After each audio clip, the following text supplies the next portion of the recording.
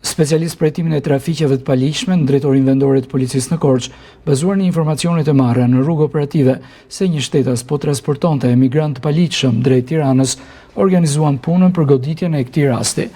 Në kuadër të operacionit policor të koduar Ploçë në qafë Ploçë, Pogradec, u konstatua automjeti i dyshuar për transportimin e emigrantëve. Në momentin që drejtuesi i automjetit ka konstatuar shërbimet e policisë, ai ka shtuar shpejtësinë dhe në tentativë për t'u larguar e ka përplasur automjetin me barierën anësore të rrugës dhe më pas e ka brektisur atë dhe është larguar më këmbë në një terren malor. 8 emigrantët kanë tentuar të largohen, por janë kapur nga shërbimet e policisë disa metra më larg.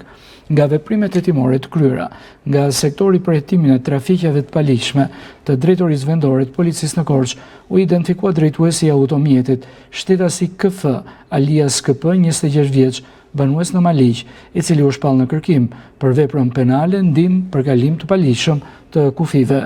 Vijon puna nga policia për kapjen e tij.